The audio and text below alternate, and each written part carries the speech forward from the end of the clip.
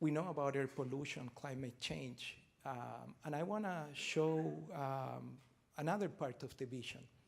There are technologies of war, and there are technologies of peace.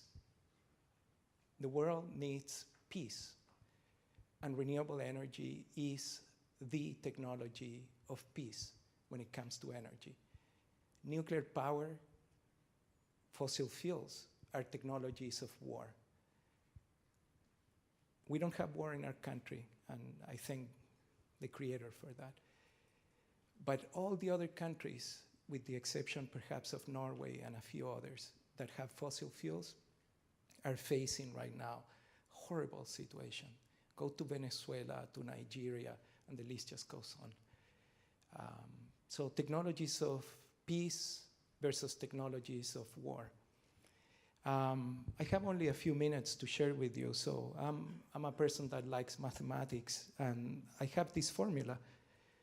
That's how we achieve it, because I want to talk to you about the last minutes that I have, about how we achieve a better future for our families, for our children, for our great-grandchildren, the seventh generations.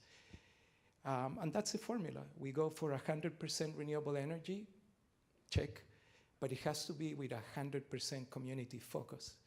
If we do not focus in the community, it's not going to happen. And we can talk about what that means.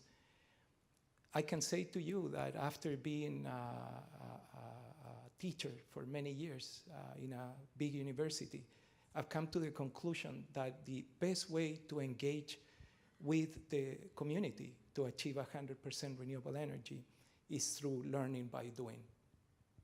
We learn by doing, and that experience, it's never taken away from us. Because once you've seen what it can be achieved with your own hands, nobody will be able to convince you otherwise that solar is a technology of peace, that wind power is a technology of peace, etc. Now we need to talk about the foundation of the revolution, the renewable energy evolution of the human race, which is the new industrial revolution. The old one relied on a polluting steam engine, right? The new one, it's relying on a new set of technologies. To me, the biggest one is this one. I think it's very important what is happening in the United States at the moment.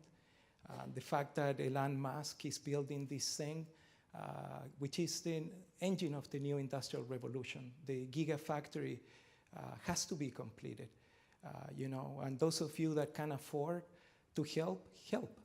I'm not funded by Tesla in any way, shape, or form.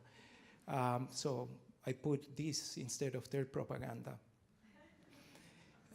We have to find ways to achieve peace, and technology should be harnessed to that purpose.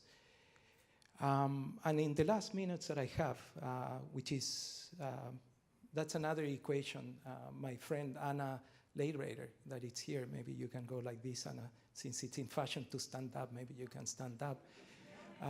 Anna is one of the folks that came from Deutschland, and it's 9 hours behind her sleeping time to talk about this, and I encourage you to talk to her. And my part now comes to an end, and I want to thank the people of British Columbia for what you've done with democracy in the last week or so. I think it's very important. The people of Holland did the same like you. They say no to the fascists that want to take over and destroy the European dream of unity and peace. And you here in British Columbia, within a different context, gave the benefit of the doubt to Andrew Weaver. And we'll see what a professor of climate change can do for climate change. And my part is to end with an invitation. As the mayor of Woodstock so kindly say, please come out east.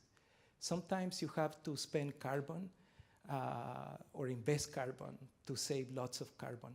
Come to us so you can see what this International Renewable Energy Academy is all about. We need you there.